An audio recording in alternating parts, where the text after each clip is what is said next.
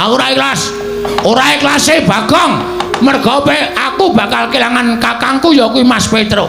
Nek nganti ora kelakon dawuh karo Brontowati, Petro bakal lara. Nek Petro lara, gedene tekaning pati, aku kelangan. Nek ngono nang kene padha-padha ngalape Brontowati. Saiki ngene wae. Digawe sayembara. Sayembara apa? Sapa sing iso ngalahke Begawan Durna? Bayangan Brontowati. Dadi iki. Wes gayeng iki. Siap, Reng. Oke. Ora nangis to kowe? Ora. Aku mungsuh Durna, kowe mungsuh Baladewa. Niki sayembara sampean. Teng pundi pamane wong neter kanthi dayan. Wah, metu jama. Wah, cunda manik jeblok bertempur. Nek kowe ngayal kok tak glandang metu. Ayo tandinge nolok bareng.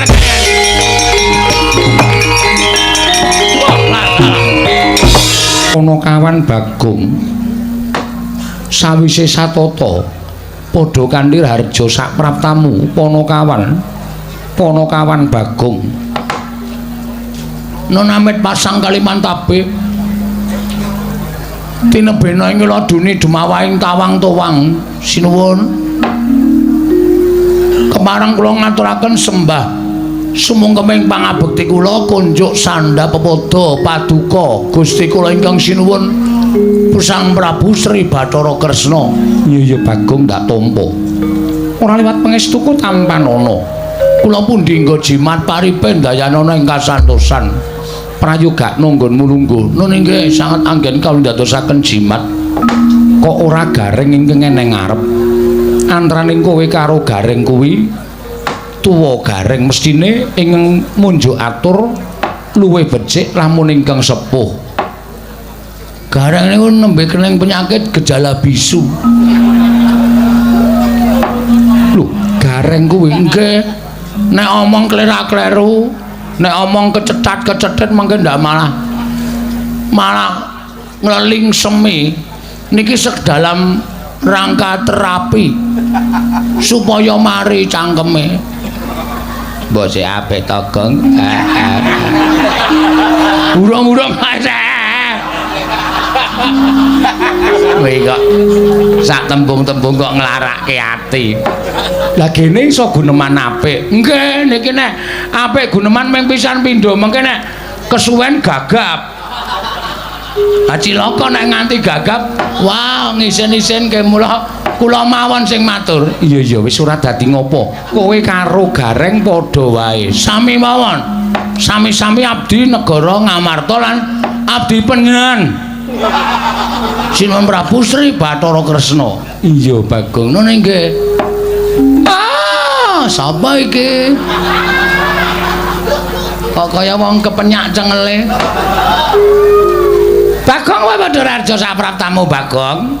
Woi, Penemban Durna. Oh iya. Loh, sampean salah alamat. Loh, salah alamat piye? Kudune nek Durna metu niku jejere Ngastina. Niki Ndarawati kok sampean melu teng mriki. Oh, aja kleru penampa Bagong. Aku sowan nang Praja Ndarawati ana wigati bakal tak aturake marang anak Prabu Sri Bathara Kresna. Oh, mekaten. Iya. Slamet tekamu, wilujeng lering Sambikala. Bekti kula kunjuk Penemban. Oh iya tak tampa pangestuku tampanana. Kula pundi nggo jimat paripen dayanana ing kasantosan. Gareng kowe padha raja sak praptamu, pangestunipun Penemban Durna wilujeng niring Sambikala. Ngandel ora. Kesuwen mesti gagap. Oh tak tampa gawe pangestuku tampanana. Kula pundi nggo jimat paripe. Dayanana. Raos sing batos kuku kula Penemban. Wah, isin tenan aku. Sesuk nek aku lunga rasa melu reng. Lah melu ya ora apa-apa.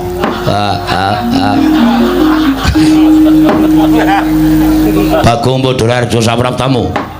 Maestrenipun sinuwun Prabu Mandura wilujeng bekti kula konja sinuwun. Yo tak tampa pangestuku tampanana. Kula pundi nggo jimat paripen dayanana ing kasantosan.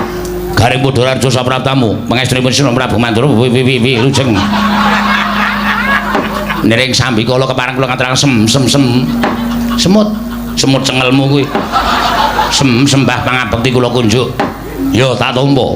yo ditambahke gareng. Nggih. Kuwi ponokawan wigati. Nek wanci gegojekan, mengko nek kowe kaya ngono kuwi omongane ndak ora cetha ditampa dening para pamirsa. Nggih ngestaken dawuh.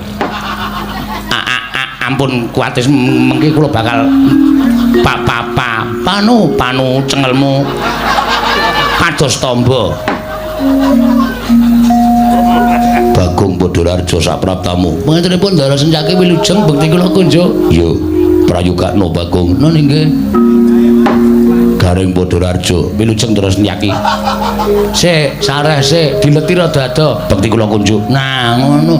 Aja langsungan ndak gagap. Yo garing prayogakno.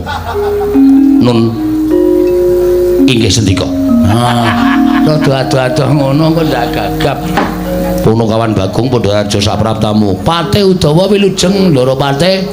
Bekti kula kunjung nggih Ndara Pate. Ya Bagong, pangestuku tampanana. Kula pundi nggo jimat paripe dayana ing kasantosan. Garing slamet tekamu. Pangestunipun Ndara Pate wilujeng. Suwi ora dolan ning Widara Kandhang. Wongke wis sawetara wektu kula mboten dolan teng Widara Kandhang. Kaya kenal apa to? Kenapa dekelmu melancang lho ya? Ora ngece ta, Gang? Gareng sing nrimo atine Bagong aja sok nglarani karo kakane. Pangestunipun mboten. Bagong dalem ana wigati apa sowan? Apa diutus dening bapakmu? Apa diutus dening Pandhawa? Apa pancen saka karepmu dhewe? Sampun dipun keparangaken matur sinuwun. Iya wis tak keparangake. Matur sembah nuwun. Nek wonten lepat atur kula Diagung Pangaksami keparang ngaturaken lebah Siti Sekul. Kleru kok mempeng.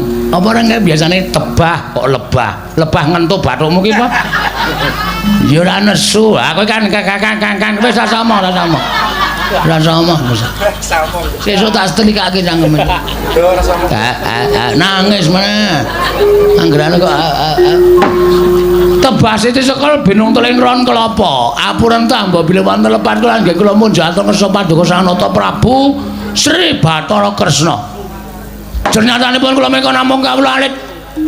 Jernyatanipun kula menika namung piantun ngandhap papanipun. Iya. Mila kiranging tata krami kiranging unggah-ungguh kula nyuwun sumunturing Samudra Pangaksami. Wong dheweke iki ora petha matur kok unek-unekke kakangne. Sapa sing ngrenengi? Lho. Baladewa dunekke sapa ngrenengi? Iya Bagong ora dadi ngopo. Mara gage matura, apa saka karepmu dhewe? Mboten. Apa diutus para Pandhawa? Mboten. Apa diutus bapakmu? Mboten.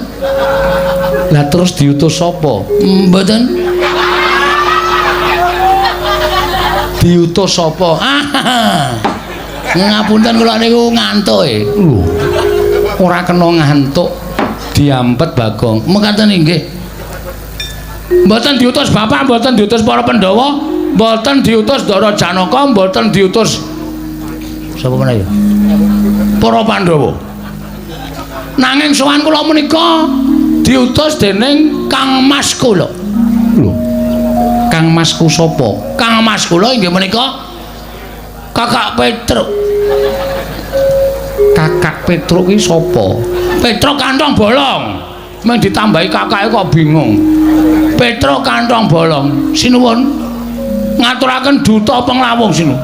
Lho, duta kongkonan penglawung Rajapati. Sapa tekaning pati? Weh, mboten, Deng. Basa sastra angel tenan. Ngaturaken gedrawasan. Bilih sampun wonten tigang candra menika, Petruk menika sakit sinuwun. Kosike. Urung-urung iki dramane kosike aja kesusu. Petruk menika sakit. Lho. Petruk lara, mekaten sinuwun. Lho, larane apa? Kula piyambak mboten mangertos. Koko Prabu. Nggih. Petruk sakit. Lho, Petruk lara kok. Nggih sinuwun. Lara apa? Lah kok dadi kowe adine, gareng kakane ora mresake karo Petruk iki piye? Goleke tombo, kowe dulurmu. Kok malah do meneng kowe iki? Wah, wis. Iki ngopo ya? Wong lagi dilapori kok wis nesu lho. Lho, aku ki ora nesu. Ning aku ki tresno karo Petro. Petro ki ora ketang sithik tau tate ngundang Baladewa. Ning nganti Petro loro, kowe ora wadul karo sapa-sapa, ora matur karo sapa-sapa. Kudune kowe matur karo Pandhawa. Ora kok matur ning Dwarawati. Sik ta, niki mboten perkara kula niku njaluk sumbangan nggo nambahke Petro mboten. Ning niki niku wonten perkara sing ajeng kula aturke sinuwun Prabu Sri Bathara Kresna. Sampeyan kendel sik. Meneng sik cara. Hah? Urang-urang guys gawe tratapan. Kene iki wis suwan wis diati-ati. Kene mung omong Petro lare kok wajane temposile balik koyo. Sabar, sabar. Hah? Wong urip nang alam donya iki kudu sabar. Sabar ki ana watese. Ning tetep kudu sabar. Hah? Alon-alon kula tak matur. Yo, tak rungokke. Nggih. Petruk lara apa, Bagong? Kula mboten ngertos. Dokter niku mboten menemukan penyakitnya. Lho. Dokter ora nemokke penyakite. Mboten. Jaman semanten pun nonton dokter nggih wis ana. Ora apa-apa nggih. Kula gawa teng Pak Mantri niku Pak Mantri malah men nyedaki bakul kuwaci. Jan wis ora tata. Wong di teri wong lara kok blas ora dipriksa. Malah dhek ngombe obat sedina ping 3 jan wis.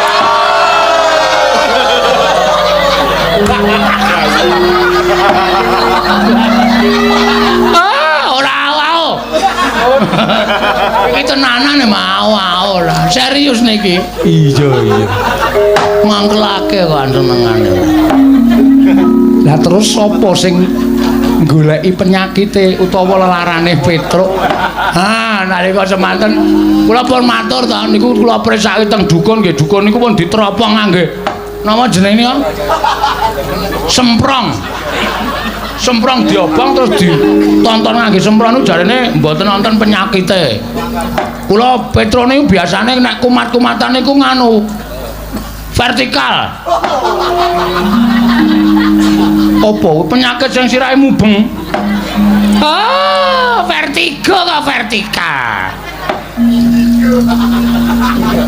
Vertigo niku mboten Petro ya waras.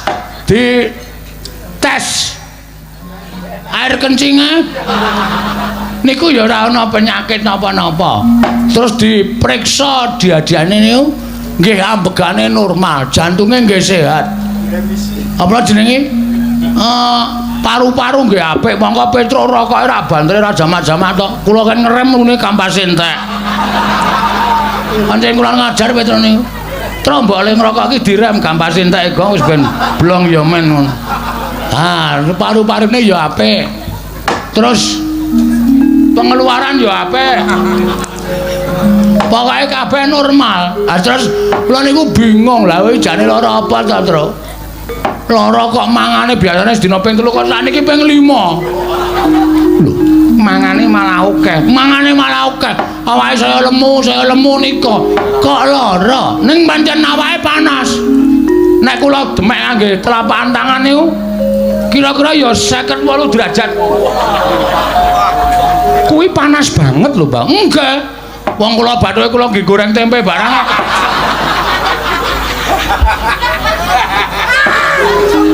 Ngono to enggak. Panas tenan. Bathuke kula demek niku panas terus kula gawe lenga klenthek terus kula dalahi tempe pletik-pletik lho to. Bathukmu iso kaya wajan. Iya. Nganten niku.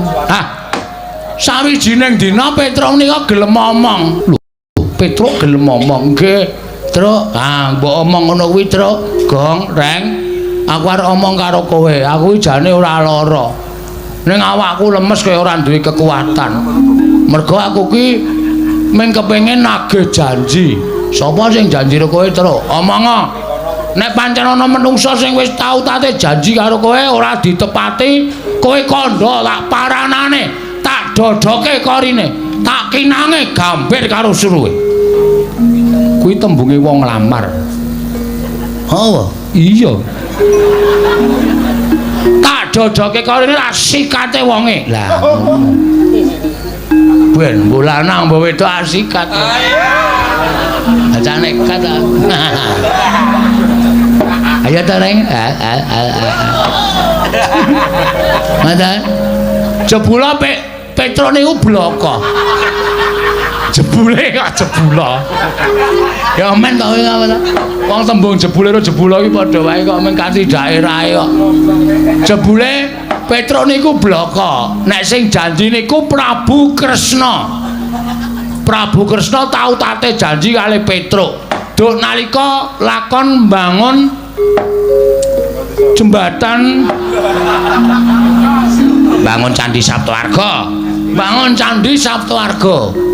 Sampeyan ngendika kali Petro to, "Truk, nek kowe iso mbalekke pustaka Jamus Lima Sada, kowe esuk tak pek mantu." Ora. Kapan ya? Weh, lah iki iso tak glimpange tenan iki. Ngaku ora. Petro matur ngoten niku lho. Sinuwun kudu emot Purwadasena. Nuwun sewu lho sinuwun. Sabda Brahmana Raja. Pangandikaning Narendra, pangandikaning pendhita menika kaya Wikresna tumaming Drancang Seta tan kena lumebek malih. Nek sampean dadi ratu menclah-mencle esuk tempe sore dele padha wae. Ngoten, sampean bakal ora dipercaya dening para kawula. Sampean ora bakal dipercaya dening para nayaka. Sampean dadi ratu cecel kan Narendrane. Ayo. Aku ora. Kusik Bagong tak iling-ilinge. Waduh, suwi iki. Wis yamene. Dar limbukan jam piro iki? Dadak mikir bareng. Kusik-kusik. Apa jaman nalika ana lakon Prabu Bumi Loka kae? Nah, jaman ana lakon Prabu Bumi Atlas. Bumi Loka karo Dewi Mustaka. Sapa Neng? Ah ora ngerti kok. Sapa?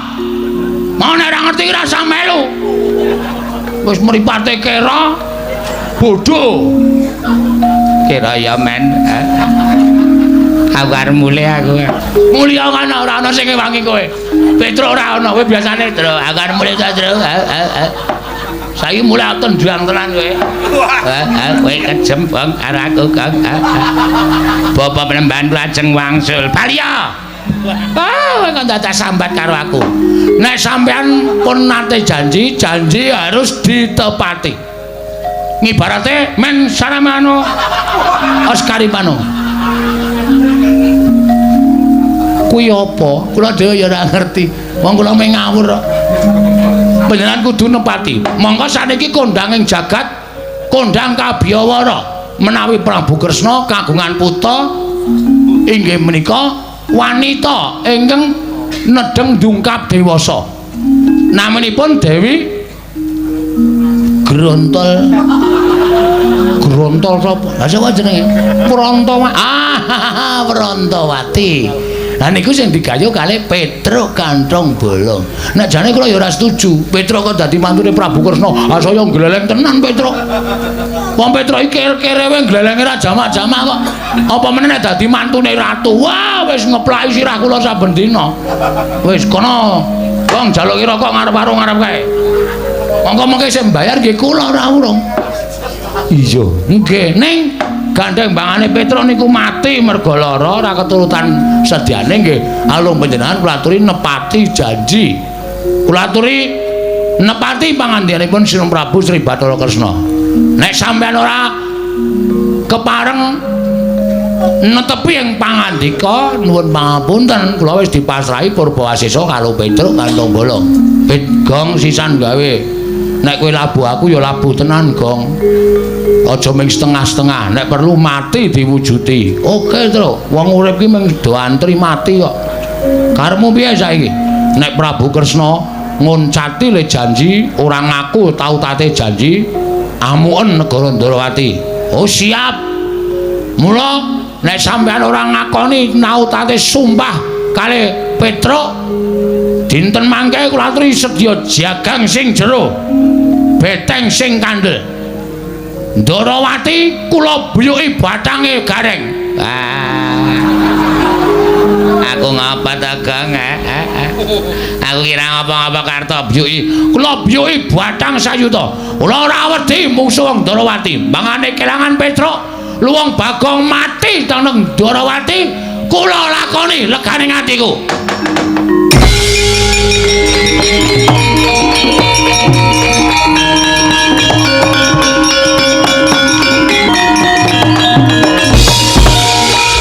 Setyaki bono timbalan kowe arep ngopo kula sajaipun kok panas krungu suarane Bagong ati kepeti santai wae ora usah dadak kemrungsung kowe mau guneman piye guneman nek Rantawati ora diwenehke Petruk tak aturi jaga jagang sing jero beteng sing kandel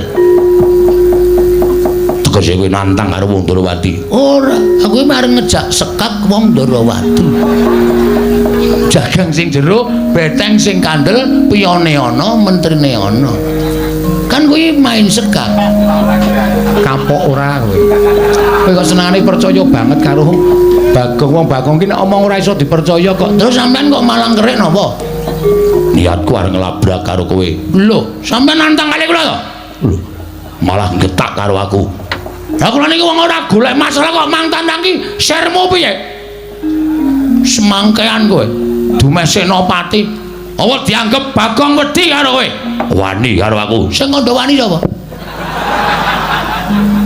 sabar sareh lenggah sing prayogi mriki lenggah mriki ngapurancang ning ngarepe ratu kok malang kerik sak penake dhewe kagungan rokok mboten ora tak caosi niki nggih rokok dum-duman kapok ora wis saiki kalah karo Bagong niki niku sing nesu dudu sampeyan kudune nek sing nesu sampeyan nek beda lakone sing nesu sapa sampeyan niku ora tau maca naskah niki sing nemu nesu dudu sampeyan sing nesu mengke ana wong sing nesu Bagong nun yen aku arep maringake kelawan kowe iki ana sing nglamar Rantawati nah iki masalahe nang kene iki lagi terurai semuanya sinten sing nglamar Rantawati Durna Bagong ngajeng diwenehke arep diwenehke Lesmana Mandrakumara Lesmana iki wong kentir Lesmana iki wong peka arep dirabeke iki sing do nglamar iki do nganggo utek apa ora iki lagi asli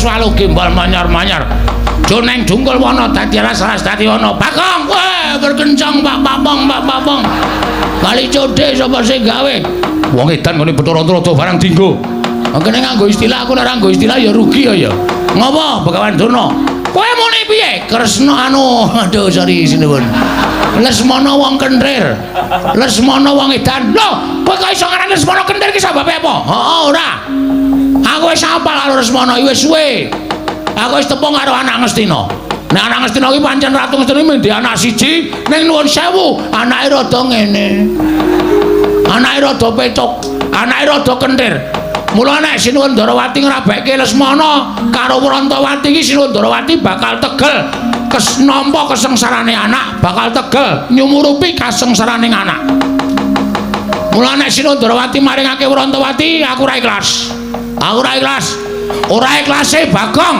mergo aku bakal kelangan kakangku ya kuwi Mas Petruk nek nganti ora kelakon dawuh karo Rantawati Petruk bakal lara nek Petruk lara gedene tekaning pati aku kelangan nek ngono nang kene padha-padha ngalape Rantawati saiki ngene wae digawe sayembara apa sapa sing iso ngalahke Begawan Durna bayangan Rantawati dadi iki wis gayeng iki siap reng oke ora nangis to kowe ora aku mungsuh Durna kowe mungsuh Baladewa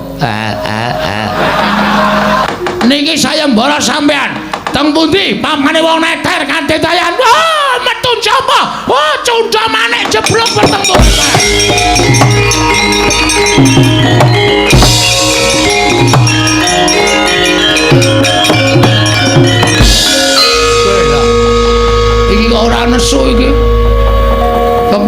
ngono Durna wis dadi reng ayo reng digawe muntap reng carane nene tak jak dialog oh iya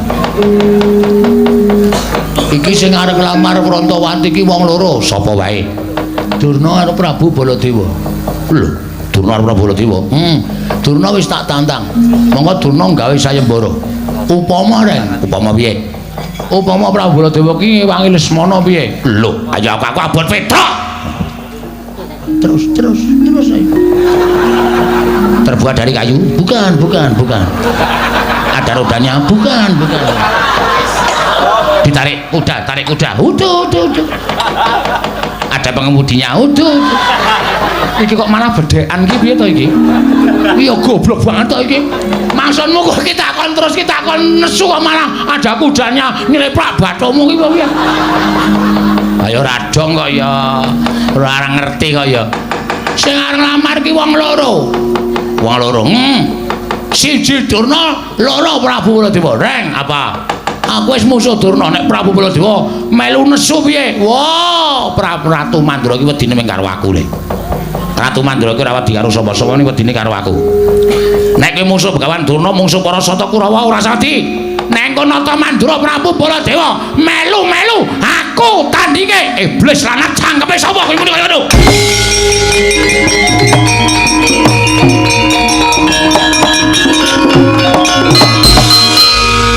sapa sing arep nantang Baladewa sapa sapa sing nantang Baladewa sapa diar kowe semengane gawe masalah ora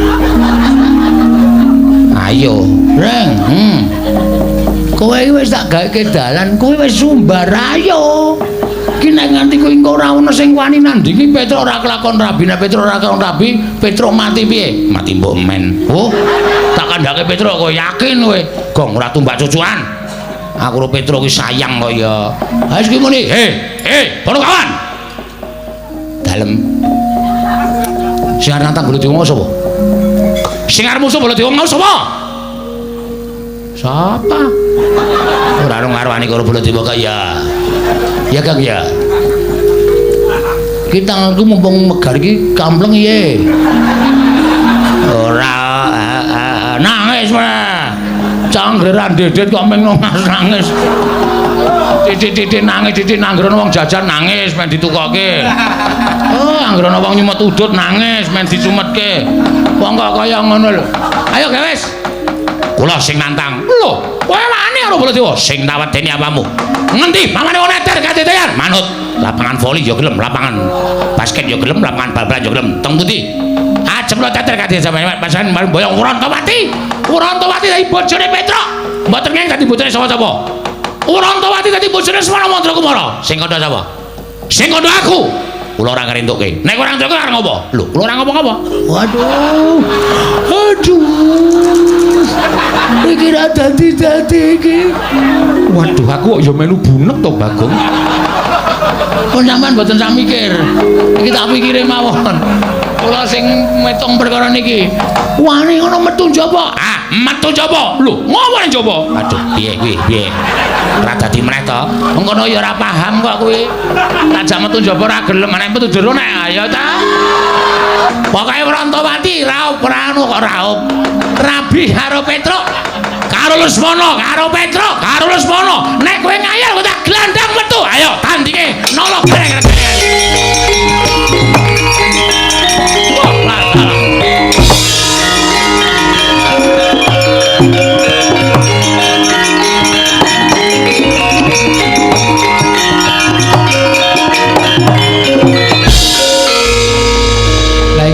wong nantang kok ora dirampung wis padha mlayu metu kok malah do tetenguk ya alon-alon metu kok dipeksa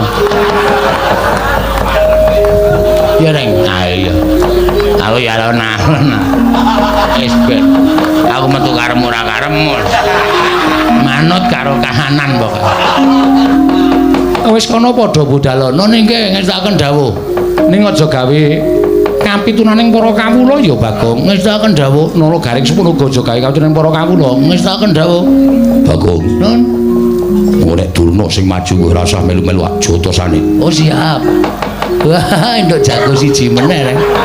Setyaki wonten dawuh. Kowe iki ngopo? Kowe iki ra entuk melu-melu kowe iki rombongane sapa? Piye? Rombongan Jawi. Lah kok melu jotosi karo Durna ki sirmu piye? Sengit. Ora seneng. Engko nek nganti Kurawa ngerti, Kurawa mbelani Durna, kula ora wedi kuruput Kurawa. Yen kok Prabu Baladewa prisa, kowe didukani kok Prabu Baladewa? Nek pancen kudu ngono, kula ora wedi karo kok Prabu Baladewa. Pancen kuwi ngayal kok. Sakaremu arep wangi Bagong, sakaremu ora sakaremu. Ngewangi no. Wah. Neng apa ngaso iki awake iki. Meng paitan swara iki. Ayo sing kemandang Ndara Sencaki. Lho.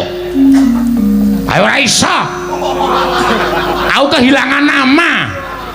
Nek nganti Ndara Sencaki omong so Prabu Baladewa, piyai sing padha mresani iki do ngenteni mengko. Jam-jam setengah siji, jam siji kok do ngenteni gareng nek musuh Baladewa ki kahanane kepiye. Ngono. Iki mbubarke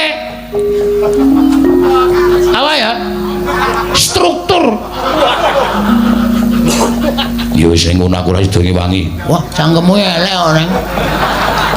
Iki nek ora sida ngewangi awak dhewe iki nyambut gawe sing tenanan. Ponokawan do metu wis do metu ayo do metu. Wis do metu gawe wis. Nggih, yo metu yo. Wis ra entuk rembugan nang jero. Reng ayo metu. Iya ya. Nek ora tak gusahi ndak mung arep omong wae. Anggere muni do omong entuk sambutan kok senenge ra jamak-jamak. Nek ora entuk sambutan kringete dilewerane kok. Ngecewe. Iya. Neng iki saiki wis ora usah dadak golek sambutan. Aku metu wis viral. Wah. Sing kandha sapa? Oh, Prabu menika Nalindra kok gunemane kaya ning kampung. Aku ngruruti karo Bagong iki lho. Sampun, matur nuwun sing yo sing ati-ati nggih. Oh. Lah. Edian tenan. Ora tatanan. Arang ketrucut kena yo, ya ndene yo. Wong angin kok digiring iki lho. Udawa kok mesam-mesem. Kula menika menawi weruh polaipun Bagong menika rasane raosipun kepengin gajul ning kok aneh. Wong kok kaya ngono. Lho nika. Wong edan iki ndodok ning kono kae lho.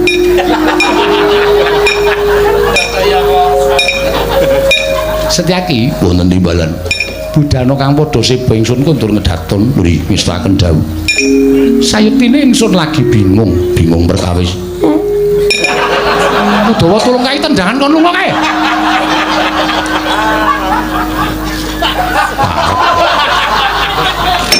Ngapae? Jare arep metu isih ngadeg nang kono. Iki nang nggo mlaku matal-matal e.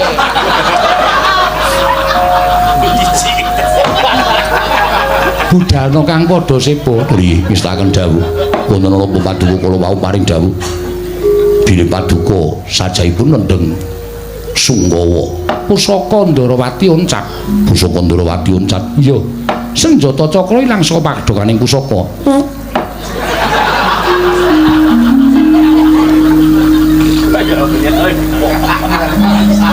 Bagong tak kon lunga kok isih krungu suarane.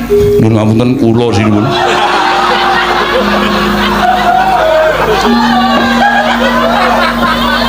Udawa. Nggih. Nyuwun pangapunten. Budala kang padha seba ingsun kondur kedaton nuwun istaken dawuh. Nyuwun pamit madal pasilan. Sing ati-ati aja kaya bocah cilik. Kriwikan dadi grojogan, keguyon dadi tangisan le. Iki mesti bakal dadi perang gedhe. Merga kowe nantang Begawan Durna, aku nantang karo Sinuwun Prabu Mandura. Wis ora usah kuwatir. Mbangane awak dhewe kelangan Petro. Ha iya. Awak dhewe luwung baya mbudidaya piye carane supaya iso mboyong Dewi Werantawati. Ha wis bener. Ning Kurawa wis mlaku baris rantak-rantak kosike iso uga Kurawa kae ngarep upacara ora. Baris kok ngarep upacara iki dinane ora Senin kok upacara. Sesuk-esuk ki Senin. Nah iya. Pak kethuke ya Reng, hati-hati ya nganu wer. Ora kira. Kowe ngono aku duwer kok. Ya wis ngati-ati ya, Gong. Pangestumu tak jaluk. Kowe wong tuwa ngasuh wae rasa melu-melu ya.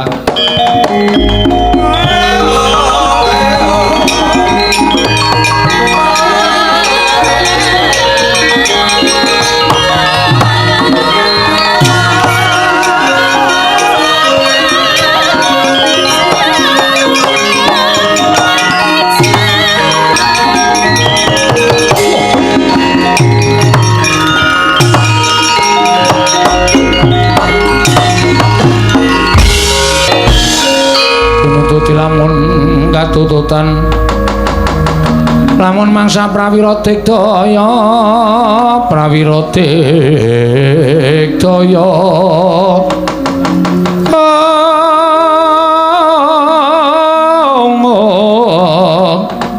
Rananggana magawe gelarira wang-wang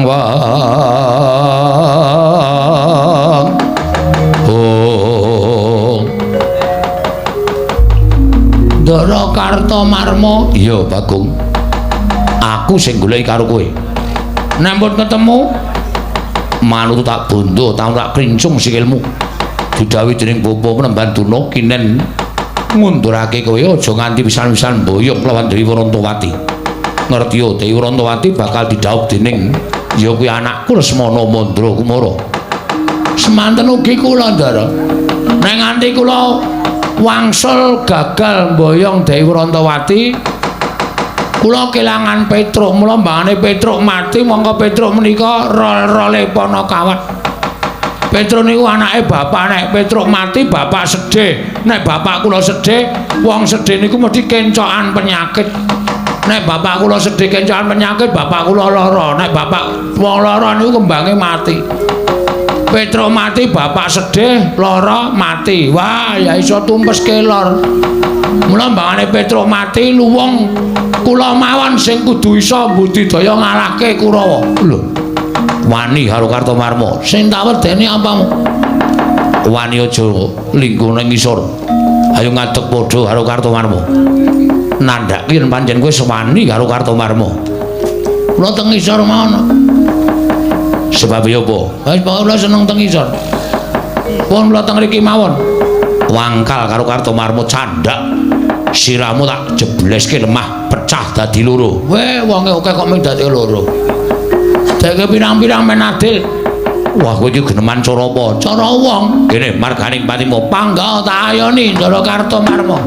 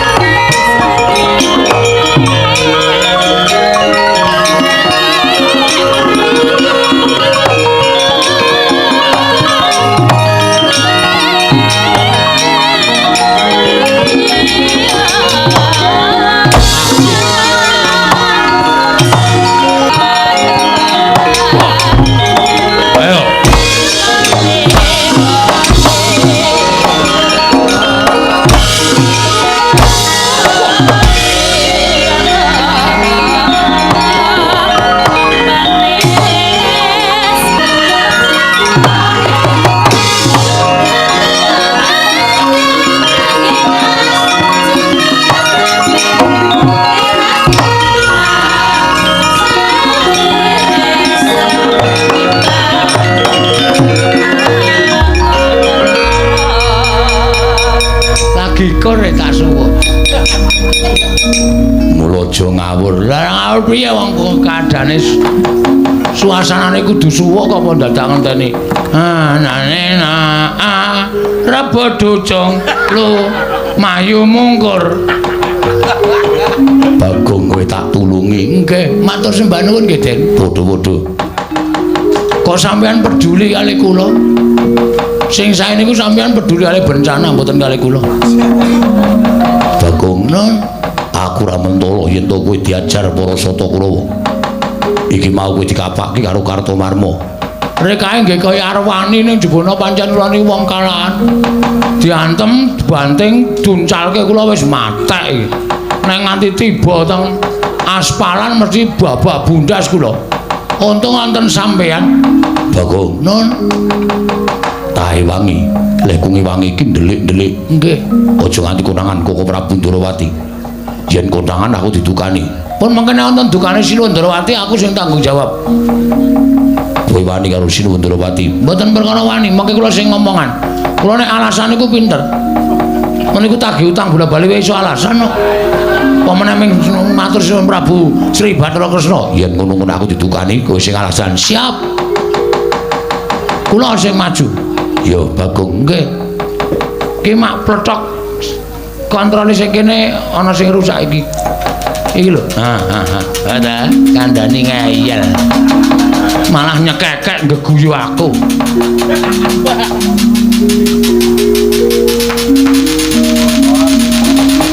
Yo. Pun tindak mriko. Yo Bagong.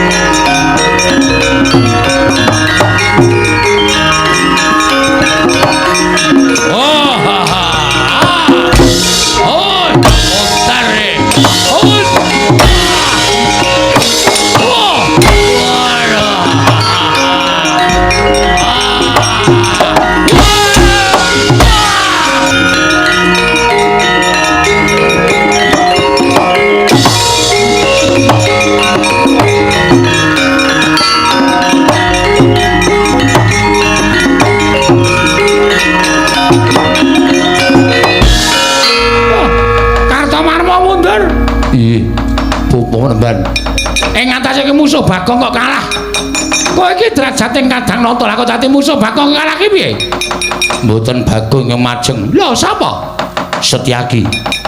Setyaki? Iya kasinggihan. Setyaki ngamuk punggung. Sajaipun Setyaki mboten mentala nyumurpi Bagong dipun kroyok dening para sata Kurawa. Dumunten piyambakipun tumandang karya Kurawa bubar mawut mboten kanten-kantenan. Lho lah kok dadi Setyaki melu-melu ngewang karo Bagong iki piye? Wong Darawati iki ngerti adil apa ora? Padha-padha mboyong Dewi Rantawati lha kok Setyaki ngewang karo si Bagong iki karepe kepiye? Kula semanggaken bawa penemban. Kula semanggaken. Nyatanipun Setyaki ingkang ngamuk. Surtayu? Inggih. Kaya diamuk Setyaki. Sami mawon kaliyan pun Kartowarma. Kula dipun amuk kaliyan pun Setyaki. Kula semanggaken. Dursasana kok maju dhisik. Ha iki rekae yo mendang paripurna. Ndang rampung lho iso ngrangket Bagong jebulane yo. Bagong diwangi Setyaki. Cah cilik nek tumandang jeblas-jebles. Lho semanggaken bapa premban.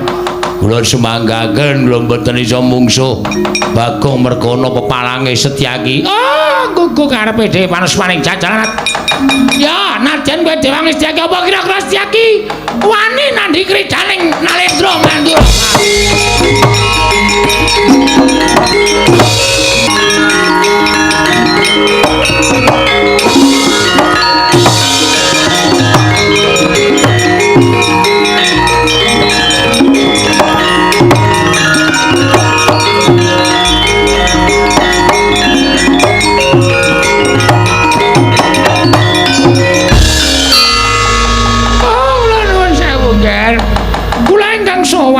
Prabu Bathara. Inggih.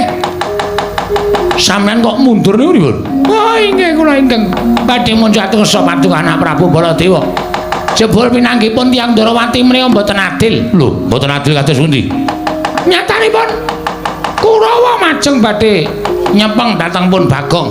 Bubar sangane para sata Kurawa bubar mawut. Nungsung puyang numbuk bentus.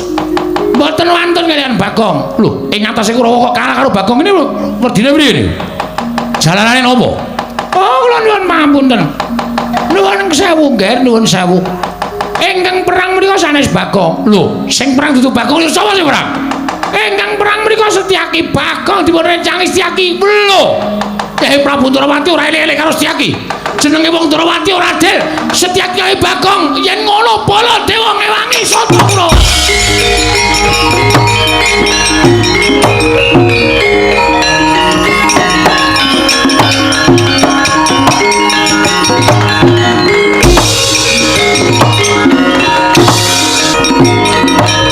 Ayo, Setyaki ngewangi Bagong.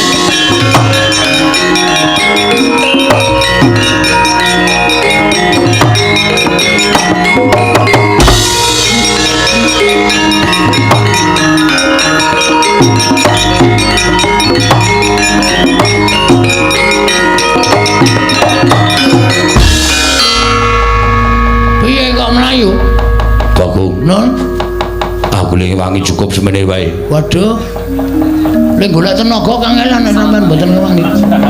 Bagong, non, sing maju dudu Kurawa meneh.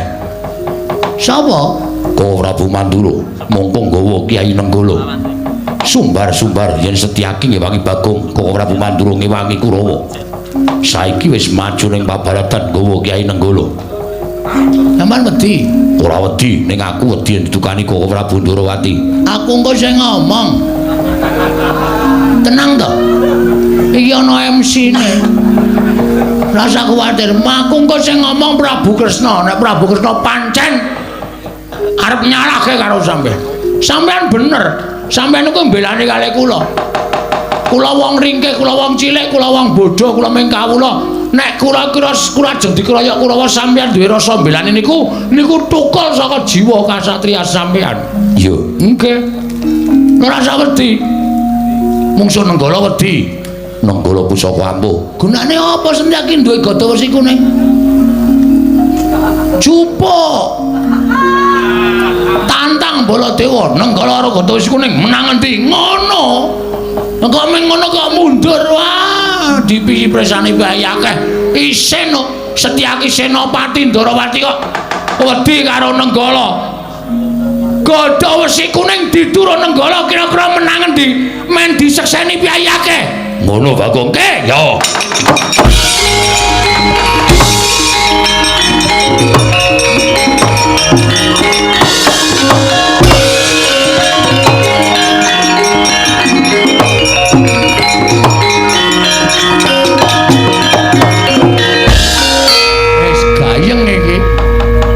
iki aku kudu cepat mulih iki. Engko nang nganti aku didukani Siliwangi Ndarawati ra iso omong aku. Monggo kae gawa Godha Wesi Kuning karo Nenggala. Wah pecukan Godha Wesi Kuning didu karo Nenggala pusaka ampun duwer. Siliwangi Ndarawati clorot. Ana ngopo Setyaki? Reng, ngapa? Montore juga saka parkiran. Iya. Ayo mulai kayak kislah-selane angel mulai ya siap-siap mulai saiki le iso mangkat engko sore wah kowe guys nggo kendaraan ya bosok oh tekan kono-kono ayo karek ya wong seneng-seneng kaya kang ora wis ayo iki mulai ora sampe iki ora tanggung jawab nek mulai ditonton sih Ndara Baladewa terus iki le gelut piye menang sapa ana dele aja-aja nggawa Godha Wesi Kuning engko nek Siliwangi Ndarawati tekan kene ora masalah wis to. Siliwangi Ndarawati ki wong arif, wong bijaksana kali.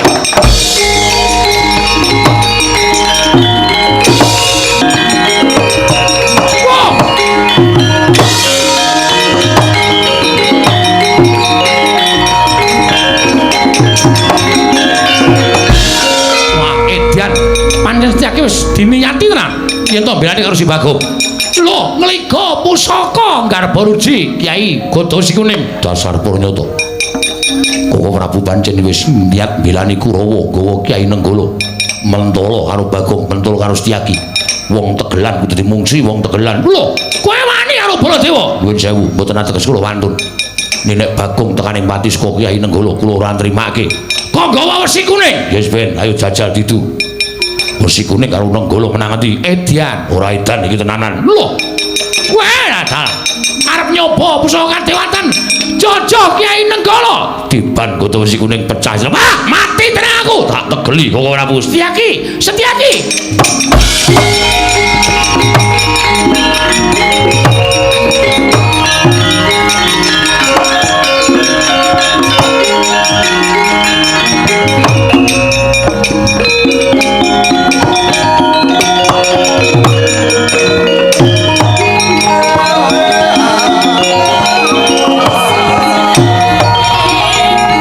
Setyaki, boten timbalan. Sing ngakon sapa? Ana ing Paramatan Agung Negara Ndarawati iki mau, kowe ra wis matur karo aku, kok Prabu kula badhe ngrencangi Bagong aja. Iki dudu perkaramu, iki perkarane Bagong karo Kurawa. Lah kok kowe mbadal, kowe nrajang wewaring nata Ndarawati? Malah kowe ngliga Kyai Godha Wesi Kuning, meh wae didu karo Kyai Nenggala. Lah ya kuwi, kandhan-kandhanane ngeyel Setyaki. Iki perkarane Kurawa karo Bagong kok. Begawan Durna wadul karo aku yen Kurawa bubar ora karu-karuan mergo diajar diamuk karo Setyaki. Mula pun Kakang ora trima. Pun Kakang niga Kyai Nenggala niatku bakal ngagar-agari karo Bagong. Lah kok dipethoke Setyaki nggo Godha Wesi Kuning. Setyaki ana timbalan. Karemu piye to? Kula dipun kengken. Lho. Sing ngongkon sapa? Bagong. Bagong kongkonan kowe nyuwun tulung kalian kula supados kula ngunduraken Kurawa. Lha caidan tenan kok. Bagong ngrene? Nggih. Bagong. Non. Tanggung jawab. Karo sapa? Siliwangi Ndarawati. Beres ngakurono aku. Saiki kon mrono. Iki lagi perlu sik tak tanda tangan sik. Tanda tangan apa? Mbok iki sak ditanda tangani apa aku ya rendeng. Ayo Brono, bareng aku ora gelem tak ketak sirahmu. Heeh, santai-santai. Kalau dhisik. Nggrono. Nggih. Anggere rene aku ditukani kok Prabu wis tak ajar. Nggih. Endi? Mangrumbien. Edan timbali ratu kok semoyo. Bagong. Bagong, non. Rene. Pripun? Kowe iki kok edan to? Lah sebabe sing ngakon Setyaki ngajar Kurawa sapa? Mboten wonten. Aja edan. Kowe iki ngapa ta kowe iki? Kusike santai wae. Iki kok tlonjonge tekan kono. Ora usah kuwatir. Kok muni mboten wonten. Awal kata-kata kudu ngono. Santai lho. Lah kok dadi Setyaki omong nek kowe sing ngakon. Ah niku sejarahe ngeten kula critani. Ampun suriyen. Kula diajar Kartomarma. Iya. Candak Kartomarma duncalke le Kartomarma. Dislametke Ndara Setyaki. Ndara Setyaki nylametke kula. Kula kontal kudune tiba teng aspal napa teng watu pecah sirah kula. Kali Ndara Setyaki disaut cek diduk alon-alon. Terus suwuk gamelane terus kula rangkulan karo Setyaki. Matur nuwun nggih, Den. Padha-padha ngoten. Kok sampean sayang kali kula? Aku ra ketang sithik tau tati tok udang tok omong kok, Gong. Berarti sampean tresno kali kula, tresno. Nek kula lara, aku melu lara. Nek kula mati, aku layat. Ngoten niku. Sing muni ngono niki Ndara Setyaki. Nek kula dijotosi wong sampean weruh niku kira-kira ati sampean pripun? Aku ra mentala. Padahal kula dijotosi Kartomarma. Lenggah. Bagong tak aturi. Apa jenenge kuwi? Ngaso. Kurawa tak ajare. Ngoten niku sejarahe. Lah tegese Setyaki mboten dawuh. Kowe ora dikon Bagong. Gong mbok tanggung jawab. Iki engko tekan kono, santai wae to. Lagi tak rembug. Saniki kula tak takon karo sampean. Iya. Nek Setyaki duwe rasa welas kali kula kleru. Lho, ora wong Setyaki kuwi tau tate tok udang, tau tate tok mong ora ketemu sedilo. Nah, terus nek Ndara Setyaki niku ngeman kali nyawa kula kleru. Ora. Nah, terus nek Ndara Setyaki niku ngewangi kula mongko kula dijotosi wong. Ya kuwi Kartomarma. Napa Setyaki kleru? Ora. Lah ya wis. Ora kleru kabeh kok sampean niku. Kuwi lak dalah edan iki. Ora edan iki asli. Matur nuwun Bagong, padha-padha. Santai mawon. Iya. Kok ora Bu? Nggih. Kula nuwun sewu, kula ingkang nyunaken pangapura. Lho linggo ngapur to. Iki minggat to. Oh ya omong kok ya. Nuwun mapunten menawi Setyaki nggadahi krekat lan karkat kados mekaten menika. Namunipun ra inggih memper to Prabu. Lho mesti Setyaki ngitung-ngitung. Kurawa tekan iki sing nggawa aku ing ngembeta panci panjenengan. Ning nek Kurawa didhawuhi karo Begawan Durna kon njotosi Bagong menika napa ya memper. Lah Bagong menika namung ijen kaliyan Gareng, mongko Gareng awakipun kados mekaten menika. Tangane cekot sikile becik mripate kira kon perang. Ampun rasane Gareng. Gareng nek dinake mripate cekot, sikile becik tangane cekot itu nangis. Oh lho jaluk ngapura. Wah, wis santai reng, wis ora Ndara Kresna ketrucut kok. Arep mulai wae aku kok. Bariki mulai bariki ya. Menika kula suwun sewu, menapa inggih panjenengan mentala. Terus saniki kula nuwun sewu. Ya piye? Namung sami-sami badhe ngrebat dhateng pun anak kula Wrantawati kok direwangi gegeran ngono lho. Menapa mboten nami lingsem. Lho, sing marahi dudu aku. Inggih, sakmenika sampun. Mboten sisa ngrembak sapa sing marahi ndak malah ora rampung-rampung perkarane. Mergi kula misah kaliyan panjenengan kaliyan Setyaki menika awit wonten atur ingkang badhe kula aturaken. Ana atur piye? Anak kula Wrantawati sareng kula dangu Wrantawati kowe dilamar iki karo si iki. Lah kowe milih endi wong ayu? Wrantawati matur kan kula. Kok ora Bu? Kanjeng Rama, kula menika dipun wengku sinten-sinten kula sagah. Nanging kula ngertos Kanjeng Rama menika nembe sisah. Amargi koncatan pusaka Ndarawati senjata cakra. Mila sapunika ngaten mawon, kok Prabu kundur wonten negaring Astina, munjuk atur sanipun Nyai Prabu Duryudana. Menawi Lesmana saged ngaturaken senjata cakra wonten negaring Ndarawati, Wrantawati kula aturaken dhateng Lesmana Mandrakumara. Njaluk pamit Nyai.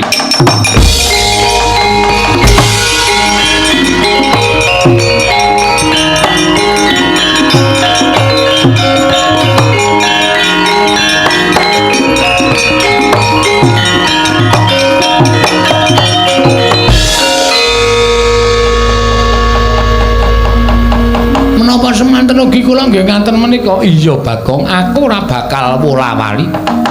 Wurantawati matur karo aku Kanjeng Rama, yen to nyuwun pamit durung. Durung aja kesusuman kita kaya Prabu Baladewa. Wong kowe kok kaya Prabu Baladewa, gareng kon mrene. Apa? Timbale Ndara Kresna. Nah, ngene komplit aku le dawuh ora kepenak to. Kok suwe men ra teka-teka? Sikile niku becik. Dadi nek mlaku niku suwe.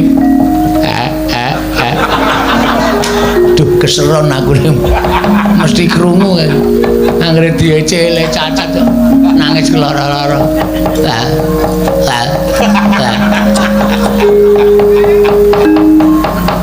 Kowe bali yo nggih.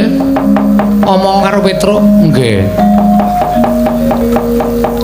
Petruk bakal tak wengku dadi mantuku netepi janjiku nggih. Ning ya Petruk kudu iso ngaturake senjata cakra. Waduh. Lilang dek kapan wis ora perkara kuwi prilang dek kapan ora senjata takon werna-werna. Mergo aku wis ngerti ukaramu kaya ngapa kuwi aku wis ngerti. Kowe iki mung senengane guyon sembur-sembur adas. Iya ta? Nggih. Ning nggih nyuwun prisa mergo hitungan Jawa niku iso mbok menawa kula iso ngitung Jawa. Ilange nek ora karo dikliya dina. Anggara kasih, anggara wis ketembung anggrek. Kasih ki cinta. Cinta sejati memberi bunga anggrek. Ngopo iki ra ngomongke kowe lho? Wah, ora. Wis kono omong. Nek Petruk ngaturake senjata cakra, Petruk bakal tak pek mantu, nek ora ya wis. Ora bakal tak pek mantu kaya janjiku. Nggih, nyuwun pamit nggih sinuwun. Iya sing ati-ati.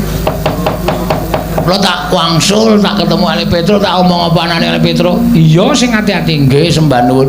Kula nyuwun pamit sinuwun. Iya sing ati, mbok gareng iki digendong. Ampun dirasani to. Iya ya. Lali aku. Sampun lho tak ampun wangsul ketemu Ali Petruk tak ngomongke apa anane. Iya Bagong sing ati-ati aja kaya bocah cilik. Nun nggih ngestakaken dawuh sinuwun. Gandeng kabeh wis katon padhang Kurawa wis lampit brungkat kimpul nekuk penjalin bali marang Praja Ngastina nggih. Semono uga Gareng lan Bagong ingkang diutus kelawan Petruk nggih. Ning aja nganti kendho nggonmu ngrondani kana negara Ndrawati pagrana ingkang bibit. Aja nganti ana ingkang marajal saka sela-selaning Garu nggih wis tak kendhau. Pun Kakang bakal nunggone Praja Ndrawati sapa ingkang bakal iso ngaturake kunduring senjata cakra ya Kyai Cakra Baskara. Bakal tak paringi triman ya kuwi Atmajaku Dewi Wurantawati. Lho men ngestaken dawuh monggo kok ora bulo dherekaken. Ayo sedherek Dimas kadhahipun Kakang Garbaruci.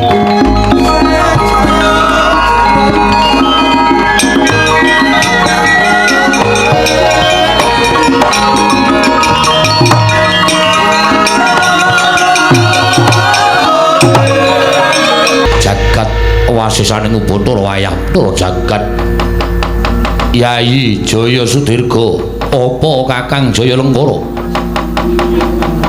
sawetara pun Kakang lan Siadi nggone ngrenggani negara ing Pulau Ngedah Kencana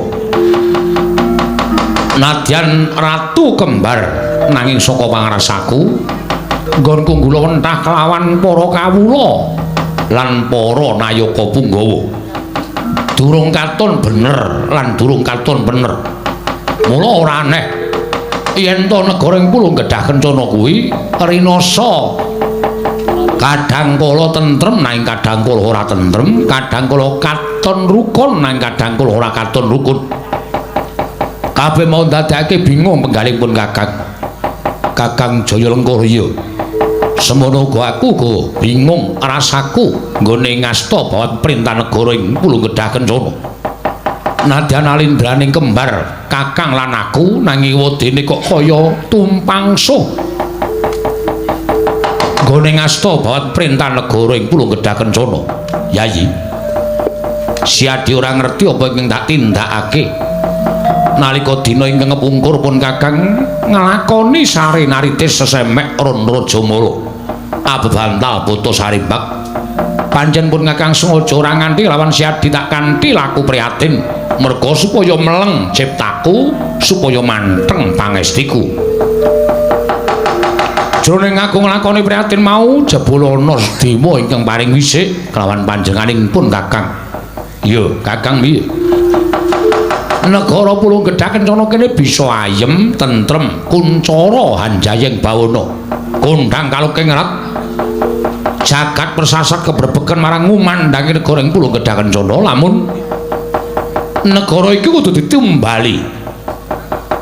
Kakang paring dawuh kudu ditumbali apa kudu nganggo tumbal Satuwana. Sartane apa ingin dikersani dening Kakang Jaya Lenggara dudu babakan kebo sapi lan Satuwana dudu. Nanging manter sabdaning dewa ingkang dak tampa negara kudu ditumbali wujuding menungsa.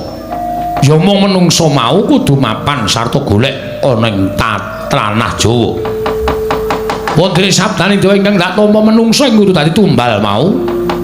Derajate dudu derajat Nalindra Satriya Brahmana dudu. Nanging derajating Panakawan utawa derajating aceplik wong loro saudon telu saurupan. Nadyan kuwi derajating wong loro saudon telu saurupan nanging pancen wis dadi keparenging dewa dadi tumbal lan dadi sarana tentreming negara ing Pulung Gedhah Kencana pun Kakang ora bakal wegah. Kanggo kamuktaning para kawula lan tentreming para kawula apa iki dadi dawuhing para dewa bakal sembadani. Wondene dawuhing dewa ing cetha tak tampa ingkang kudu tumbal derajating Panakawan mau ya kuwi wujuding Panakawan ingkang pawakane sarwa dawa. Kuwi lha dalah. Pawakane sarwa dawa ya pancen mengkono. Kapernah Panakawan kasatyan Madukara abdining para Pandhawa wedine wujudane aku durung ngerti. Mula Yayi gandeng iki kanggo kamuktening para kawula katentreming para kawula aja wegah. Siadilan pun Kakang nyabrang samudra gedhe mung butuh prapteng ana ing tanah Jawa. Sawise prapteng ana ing tanah Jawa digoleki menyang endi menungsa ingkang wujudane sarwa dawa mau. Yen wis ketemu dibonyong marang negara ing Pulung Gedhah Kencana dadekke tumbal dadi srana tentrem lan yuwananing para kawula sanegara ing Pulung Gedhah Kencana. Yayi Jaya Sudirga Cumangkah kanggo sesumbar Lindho bumi kunjing kumaludha kundur ketuk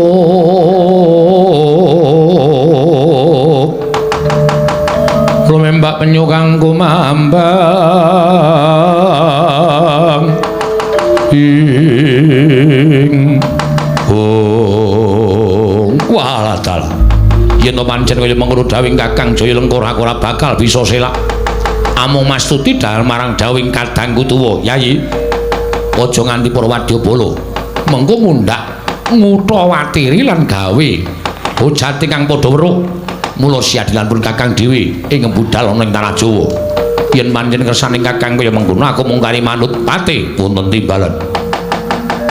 Tunggunen negara ing Pulung Gedhah Kencana nuwun ngestaken nanging lajeng kundur paduka sinuwun benjang Wrabaja mbok arep-arep bali ning panjenengan ingsun. Yen wis rampung perkarane lan bisa entuk gawe panjenenganipun bakal kundur marang goreng Pulung Gedhah Kencana. Namung sembah kula ngliraken Jengkar Paduka Gusti kula kekalih. Mugi-mugi pikantuk damel saged ambuyung tumbal dados sarana tentreming para kawula sak Pulung Gedhah Kencana. Yayi Jaya Sudirga mangkat dina iki Kakang Jaya Lenggara ndaturi tindak dhisik aku tuwun tak tindake Kakang Jaya Lenggara. Yayi Jaya Sudirga yo. Truk tak kira tak tinggal lunga ning Darawati iki kowe wis siluman. Aku ya isih tenger-tenger ning peturon tanpa wah ambune pesinge kaya ngene. Kuwi gek ora mentas kowe iki. Monggo ning jero omah ki ra eneng wong lho. Bojomu ya ora ngladeni kowe wis jelek mergo kowe ditari apa-apa ya ora gelem. Dikon maem ya ora mangan, dikon ngombe ya ora ngombe. Monggo sik gaweke bojomu kraya-raya anggere esuk tangi masak kowe ora gelem mangan. Lah kok ning meja kono soda gembira ki lemu kongkonan sapa ya, Tru? Hah? Kongkonan bocah apa kongkonan sapa? Apa tuku dhewe? Mengko nek ra ana wong kowe iki waras. Nek ana wong masuk angin. Tau mbene ora? Aja ngundang. Petrus saya lara. Sakit, Tru. Pirang-pirang dina ora nyambut gawe. Waras ya, Tru. Iki aku mau wis ketemu karo Sinuwun Prabu Sri Bathara Kresna. Wis aku wis ngomongke nek kowe iki pengen nagih janji karo panjenengane. Ning Truk. Kowe krungu ta, Truk? Tiwas aku ngomong oke-oke kowe ora krungu. Hamus pra. Ki mau Sri Prabu Prabu Sri Bathara Kresna maring dawuh nek ngendi kuwi jenenge Ndarawati ki koncatan pusaka ya kuwi senjata cakra. Nah, Sinuwun Prabu Sri Bathara Kresna paring dawuh omong karo Petruk nek Petruk iso ngaturake senjata cakra bakal dipek mantu ngono kuwi, Truk. Nah, kowe saiki nek lara ngene arep golek senjata cakra piye? Apa ngongkon aku meneh? Atur sikilku tek iki wetenge. Kon mlaku terus kaya ngono ngrekoso ta uripe? Truk piye? Iki aku wis dikongkon karo kowe wis manut lho, Truk. Saiki kowe omong. Omongan ndak engko ndak. Apa jenenge iki nek ora gelem omong ya lara ning terus ora bisu ngono kuwi, Truk. Sing kene iki sing bingung rasane.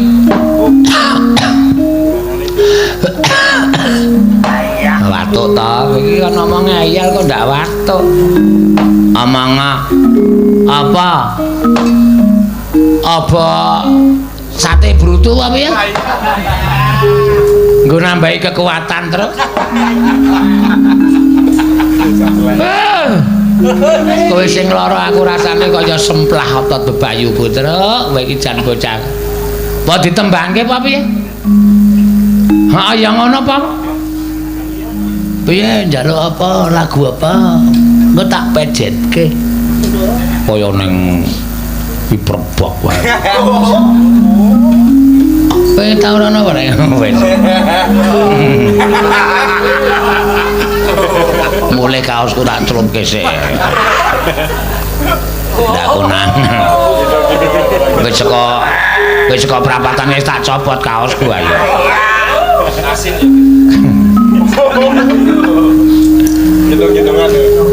Ayo ta, Truk. Ora mbok ora meneng wae ana ta, Truk. Omong apa ta apa?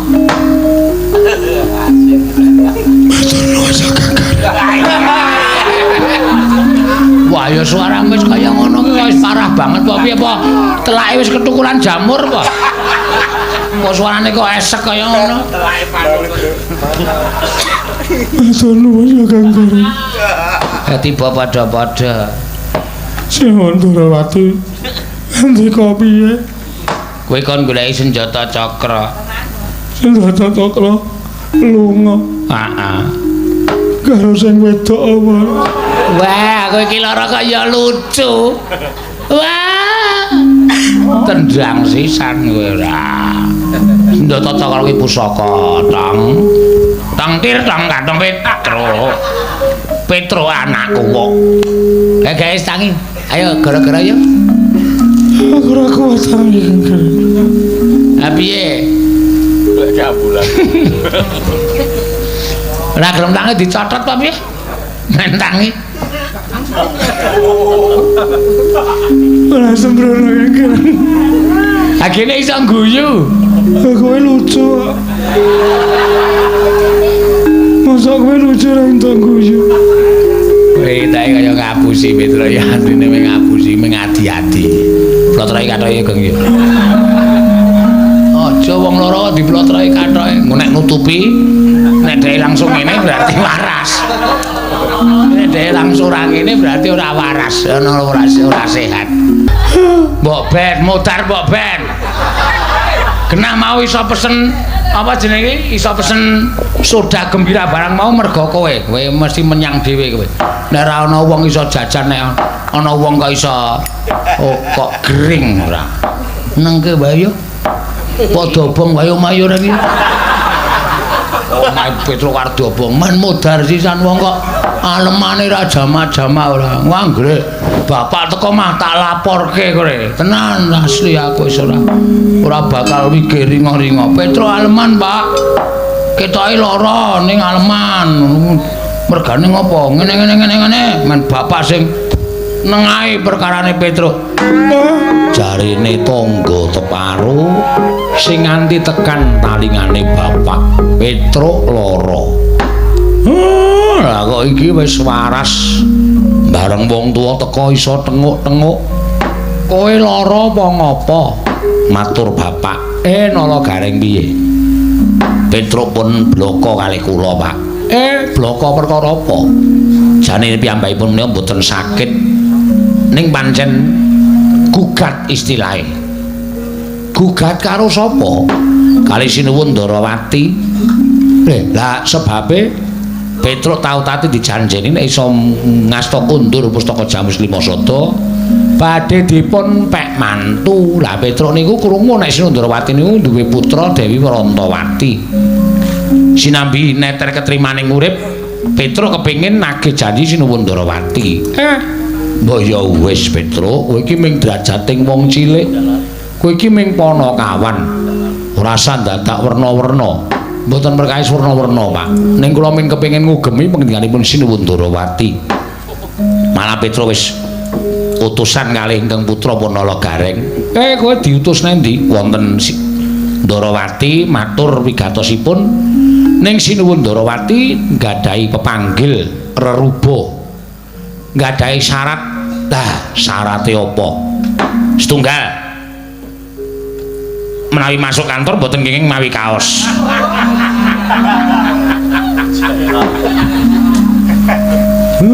Ora tak gawe kira mripate, sampun kira, Pak. Setunggal Petruk kudu iso ngaturake iki menika pusaka Ndarawati sing ngilang. Niku syarate saka Sinuwun Prabu Ndarawati, Pak. Semareka den prayetna samure wis eka balik titiyani gandayani Trisunya Purnama sasi gilar-gilaran ing tengah latar milang lintang Bima Sekti.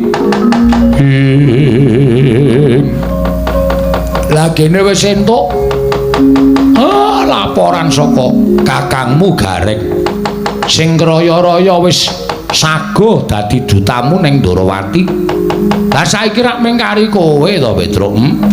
Nek pancen niatmu nagih janji tenan, lah aja terus kelikaran ning kono kuwi ora bakal kelakon penjang kamu. Nek pancen Sinuwun Ndarawati kepengin kundure senjata cakra.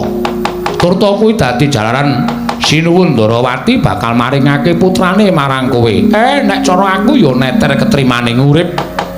Nodi ketrimaning urip nek pancen Petruk iki dikasih karo sing gawe jagat, mesti ora kurang jalaran nggonmu entuk srana ketemu karo senjata cakra. Nek pancen kuwi dudu pestimu, Warantawati dadi jodoh daumu. Nadyan mbok kaya ngapa nggenmu ngupaya senjata cakra ora bakal kelakon. Sing lanang to, Truk? Aja mringkus kaya wong wadon. Ngulir budi mikir, kowe iki mikira. Nek pancen duwe niat ya tumandang karya ora klekaran kaya wong lumpuh kaya ngono kuwi, Petruk.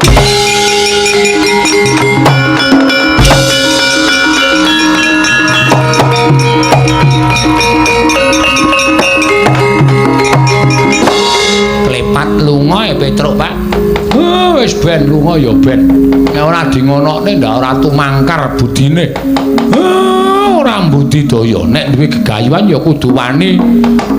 Mbudidaya ora mung enak-enak kapenak, ngenteni tekaning kanugrahan. Dintenana kanugrahan iki nek ora digayuh ora bakal teka. Nggih.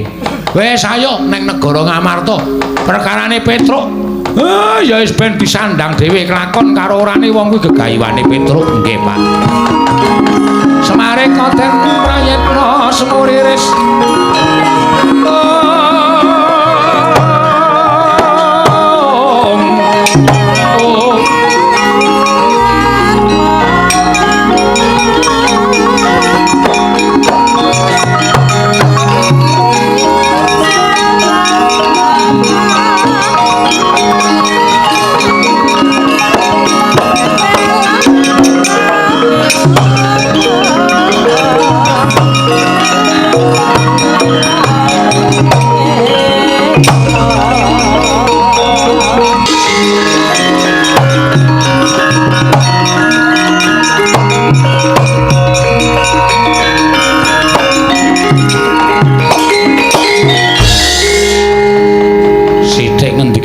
apane kok nyocok ning ati. Kaya iso nggugah karo rasaku nggonku mbudidaya. Lah bener ngendikane bapak. Nek ming tak tinggal kelekaran etok-etok aku lara. Nganti anggere esuk aku nyumet. Anglo tak keke ngisor tempat tidur men awakku krasa panas. Menek ndemek aku dongkarani aku lara. Lah nek tak ngonone terus ora bakal lakon. Yo golekane. Ning yo nendi modal ora kowe. Coba. Monggo senjata cakra iki pancen ilang tenan goleki pusaka iki nek ora pancen wong pinter, pancen wong wasis, ora glakon penjangkaku. Ngesti karo Purbaning Wang Mahanasa. Purbaning dewa nek pancen Petruk dadi jodoh dhawuhing Kurantawati, mesti dewa ngewangi karo Panakawan.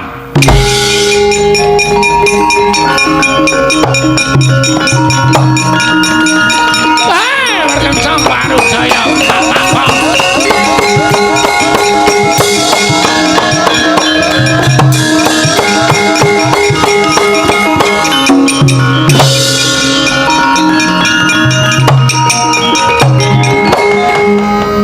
Mangkah anggro sesumbar lindhu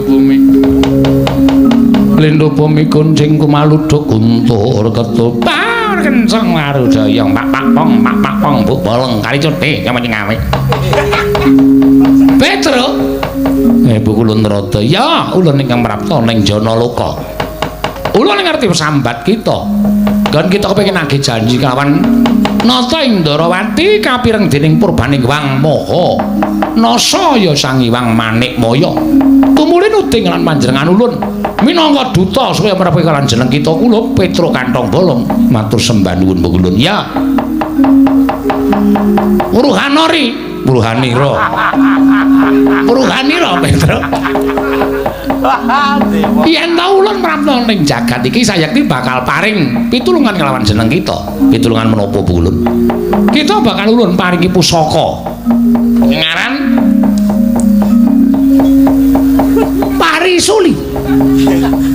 Suli bambu. Ora sembrono. Parisuli iki pusaka. Iki dadi sarana kita nggone bakal ketemu kalau senjata cakra caranipun nek wis ulun paringi parisuli iki mlaku mangidul bener aja menggok aja nganti kita tumoleh terus ngidul terus kuwi lho tekan Parangkusuma kuwi lho wis ora sembrono kita iki syarat oh nggih matur nuwun kaparingana kuwi lho ya Petruk Kantong Bolong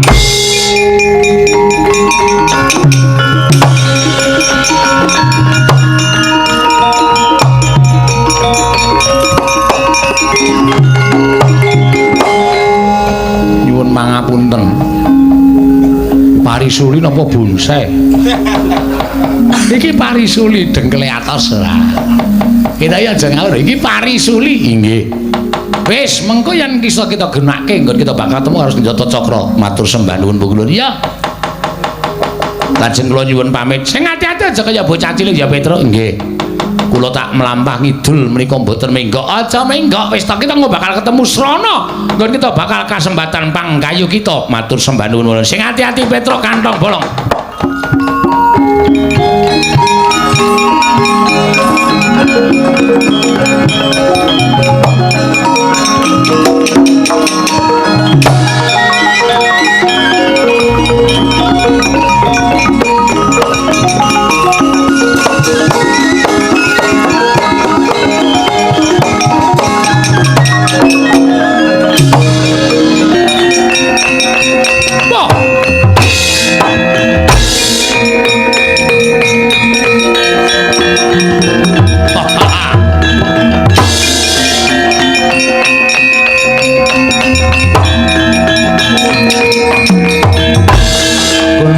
Ganjing langit kelap-lapaton lir kincanging risang mawe gandrung Yayi Jaya Sudirga Kakang Jaya Lengkara miturut kabar sarta warsitaning dewa ingkang tak tampa Panakawan ingkang kudu dadi tumbal mau sayekti mapan ing negara Ngamarta iki wis tekan papan pernahing negara Ngamarta ora padha duduhe diamuk wae Kakang ayo Yayi Jaya Sudirga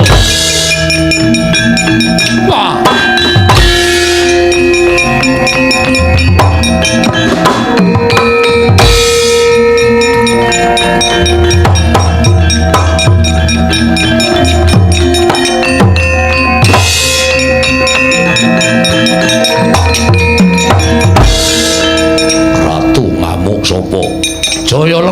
Indring Pulo Gedha Kencana.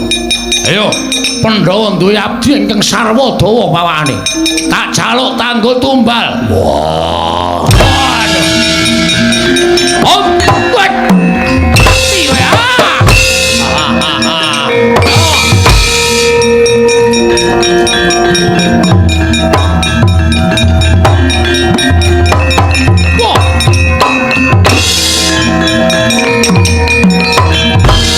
Satrio bagus panengah Pandhawa Raden Janawa sapa Jaya Sudirga jaluk abdi ngamarta ing pawane sarwa dawa ora bakal tawene akeh lakon tinjung akhirat. Oh.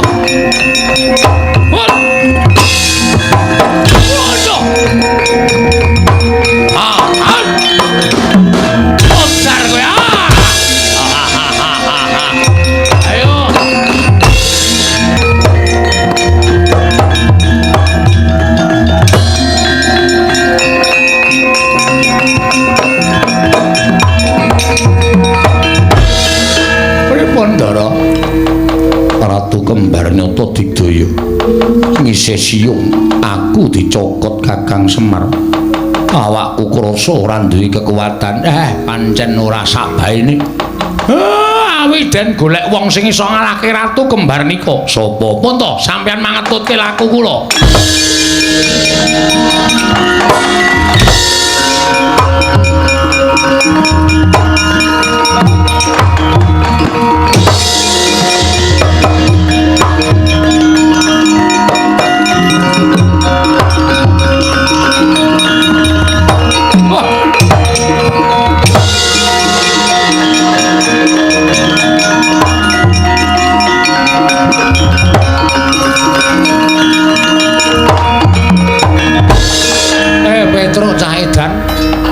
Mau ora takon mlaku ngidul to. Aku ngalor sik, Pak. Kok ketemu nang kene? Lah ya ora ngerti kaya. Mbok menawa keparenging dewa ngono. Piye lakumu? Ketemu pukulun Bathara Narada. Ketemu Narada? Heeh. Terus diparingi pusaka. Mbah pusaka iki gunane nggo ngopo? Kowe diparingi pusaka karo dewa. Pak. Pusaka kuwi gage gunakno Petruk. Iki eneng pigunane. Pigunane apa? Ngamarta di amuk Ratu Kembar loro. Pusaka kuwi mbok menawa iso ngasorake Ratu Kembar loro kae. Pangestune, Pak.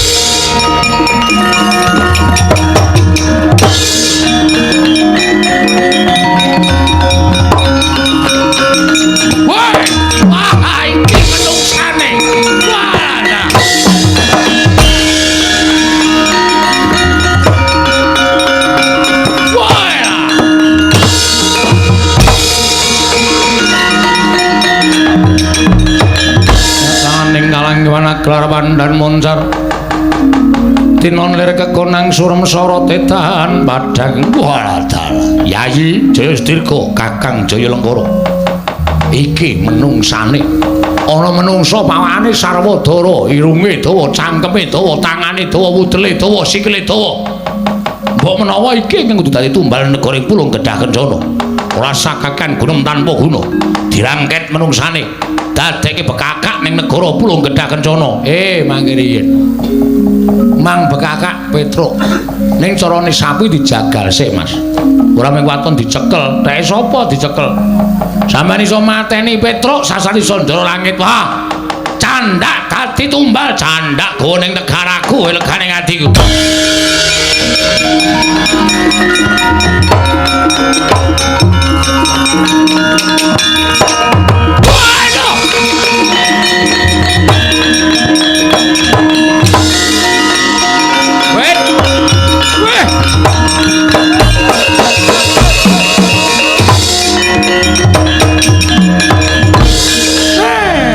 Jebul maringi dalan karo aku. Mir.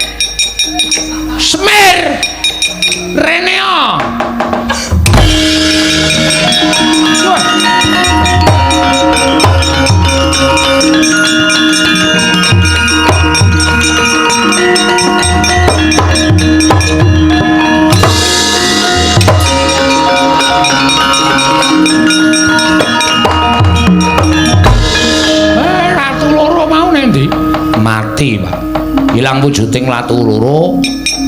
Wujud pusaka iki ora pangling pustaka Jamus Lima Sada. Nah iki senjata cakra. Iki sing tak goleki. Iki aku bakal dadi mantu ratu. Waduh gleleng Petruk. Ah, saya sombong kowe asli. Kowe iki kerewe sombong kok. Apa meneh sugih. Saya ngewak-ngewake tenan bejane dhewe-dhewe kok, Gong. Petruk. Pustaka Jamus Lima Sada ndak suwun. Ah monggo ning senjata cakra kula sing balekke lho. Aku wae sing balekke. Wis. Karo sapa war dialum sapa war dialum.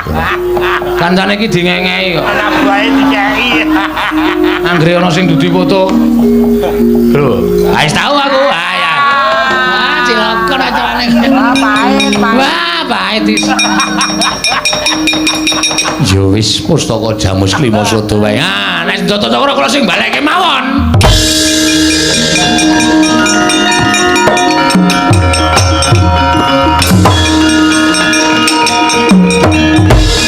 Wis yo Pak, nyuwun pangestu. Aku tak ngatur senjata cakra ning negara Ndarawati. Pancen cah ki nek ketrima ya ngono. Pengen rabi anak ratu kok kelakon. Wah, jan gleleng. Terus aku adimu lho, Tru. Ndung apa? Aku ya ning mlebu metu Ndarawati ya bakale bebas wong kowe adimu aku keluargamu. Ora iso.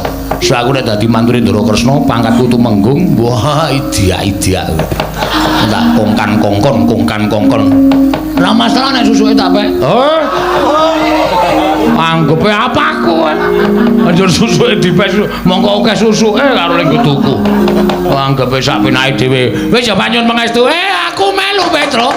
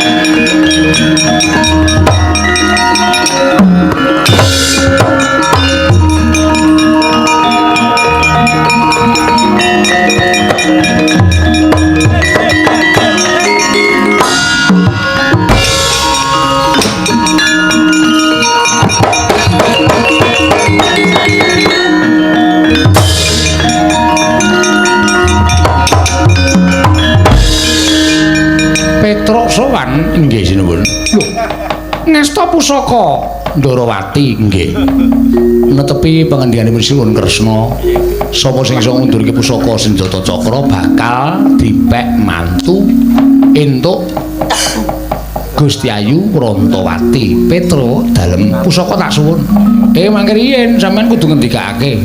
Petruk kowe tetep dadi mantuku wonten pusaka kula kundurke. Petruk pun nggih pun. Semaku iri, Tru. Ah iri. Kuwi sing ngarep kuwi Rantawati. Edan. Numbangan lho, Tru. Oh ya semen. Oh ya tegel. Karo bojone kok ora tegel. Iki calon bojoku kok ora tegel iki piye? Wis marane umurmu ya semen. Ora urusan. Ah, ya ngene iki bejane. Edan numbangan. Wah, edan itu. Ayo ditritani ya, Tru? Iya. Aku ditritani, heeh. Di videoke sithik, moh. Videoke. Oh, di videoke ora. Moh ora rasa warna-warna ora. Ya aku turu nggonamu. Aku turu kene kok. Oh iya, Dik. Waduh cilaka aku. Wis kene Petruk kene. Ngendika riyen, iya ya Petruk kowe tetep dadi mantuku larak ngaten. Monggo.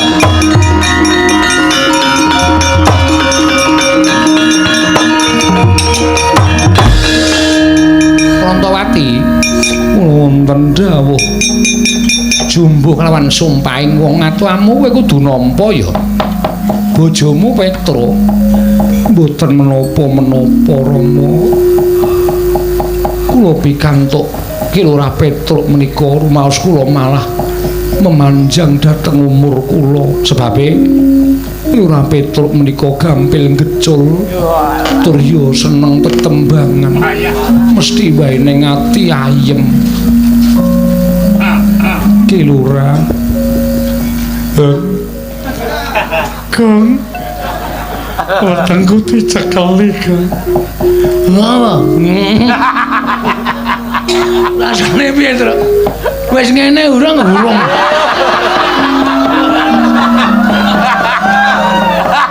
Aku iki biasae cekeli ngono wis ngono lho. Aku iki kelainan kowe. Ora wae ora. Brambang lanang iki ora. Bawang kok brambang. Aku ora. Dan Petruk ketrima tenan. Oh ya Wrontowati iki kok ya ora milih sing bagus apa piye. Hei. Ora ngawur. Kok njur apa-apa arep Petruk piye? Nggih matur nuwun dipun paringi bebungah kados mekaten. Ya wis, ora nang kene le do gocek-gocekan kono ning mburi kono. Tundi. Nang mburi aku iki mantuku Ndorowati ki rek ya nggonamu. Alhamdulillah. Sepeda motor Tegal sing lho kula nggone. Nggonen kabeh. Lho nggone nabrak Bagong. Iya. Tak selenggarake ondasku terus. Ah iya.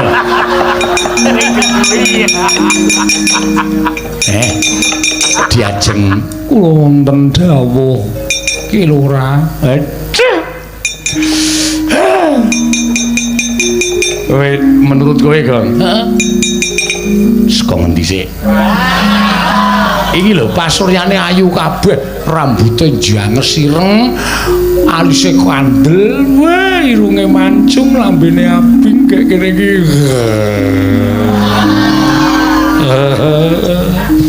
Aku njaluk, wes.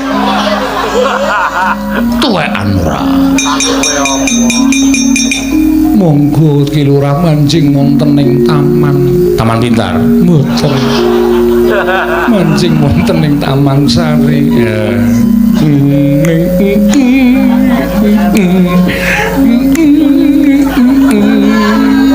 Wis ya, Kang. Direkamke suarane terus. Agak. Suarane kok direkam ora. Wedian. Tesih gadah putri ora. Nek kirek wedok duwe. Niku mang jodoke biawak mburi sampean kowe dasmu kuwi. Amplong mencelat. Meng ditawani kirek. Ya wis kudu nrimo angke bejane dhewe-dhewe kok ya. Kowe ngopo Gong usul iki? Delok kanan Ndorowa, ora iso kowe iki abdi kok. Aku adimu lho, Tru, keluarga. Minggir tenan minggir. Tru lel ngrungake iki ora nggo sikil. Kok sombong banget kok kowe? Nggih, aku arep dahar. Dan iki ingkang semene iki anggo kowe. Menika kagem Ki Lurah Petruk sedaya. Waduh, aku ceker terus. Moh. Meng ceker. Emoh. Duduh. Emoh ora entuk. Engko wae nek sakon bamaem nek gari balung krokotono. Nang isor kursi ngono kuwi ling rokoti ya. Iya. Semangkean tenan Ndruk kowe. Bagong tangane. Kuwi cangkire sapa? Kae cangkire sapa diajeng? Menika cangkir panjenengan kagem unjukan panjenengan. Lah, krungu ora? Kono kowe ngombe. Ledeng kan. Tenan. Iki kamar sapa? Kamarku. Waduh. Gong ora nggo nglekar ngono kuwi tak. Nyoba kasur aku. Oh, kasure jeneng ora usah dadak obah. Kuwi obah pisan kentul. Saking apike kaya. Nyanyi Prabu Ndorowati.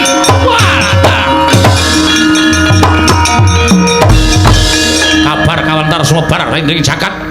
Yen to ingkang bisa mbaleke wujuding Tata Cakra Petruk Kanobala Petruk tok dadekke mantumu. Apa ora isin? Apa ora pirang? Petro ki gedhi bal 17 wong elek nyolong mripat Petro ki mung batur. Ngatasi Ratu Ndrawati kon duwe mantu batur ki arepe piye? Aku ora trimo. Ora Ndrawati tak jaluk tak dap karo Lesmana Mandra Kumara. Ora tak wenehke. Aku ngamuk nang negara Ndrawati. Minggiro jangkae. Ayo, wani mboten? Aja mungsuh kula menika wong ringkih. Kula menika pawakane kemawon kawon kaliyan Paduka Prabu. Ning ana sing wangi Kresna. Perkudara sagu to? Sagu. Kon muni-muni meneh suwae cangkeme. Ayo saiki. Sawa iki gawe rame. Ganggu kakangku Petro. Ganggu ya men. Weh lah. Weh. Waduh Petro. Wong ora wani kok bengak-bengok ora. Mudhar kowe. Kapokmu kapan? Tiba saka lemari aku. Lah kowe iki arep ngopo? Arep nginjen. Anje-anje lemari malah geblak. Aduh. Sirahku lara truk iku kudu dibaringke, baringke njoben kono. Arep baringke ning kamarku ora. Truk, ben. Ora. Truk. Edan kowe iki ketegelen, Truk. Ki lurang. Mulih. Sanane ngomah. Ben. Nemeng tuwae ngomah ana. Wis men luweh. Sanane ngomah. Menawi kok ora Badhe duka mengsaipun kula, sameneika ngaten kemawon. Ora sandhakaken gunung tanpa guna. Wong Petro menika ya abdi kula. Upama kula menika ndadekke mantu Petro padha karo kula menika ngangkat derajate Petro apa ala apa ora prayoga. Ning aku diutus dening Prabu Duryudana kon ndhapke Lesmana Mandra Kumara. Perkara kelakon lan boten menika monggo. Wong nyatane panjenengan ora iso ngaturake senjata cakra kok arep dhawuh karo sapa? Dhawuh karo sapenake dhewe njur. Apa-apa kudu menang, apa-apa kudu menang. Larae njaba. Kusik Werkudara, kusik. Sabar. Serete. Wong gerang gawe kisra, gawe geger. Nek ora trima Petro dadi mantune Ratu Ndrawati, ora trima karo Werkudara. Petro kuwi abdine Werkudara. Ngono yo. Mboten namung Kakang Mas Jodipati nek mboten tarimah monggo aben ajeng kalian Janaka. Petro ki anakku. Nek ora trima Petro dadi mantune Ratu Ndrawati, ayo nyoba piye mungsuh Semar. Kapokmu kapan kowe? Krubut wong pirang-pirang wani napa mboten? Nek wani ayo metu njaba dikrubut wong pirang-pirang. Nek ora wani meneng mawon. Ya wis.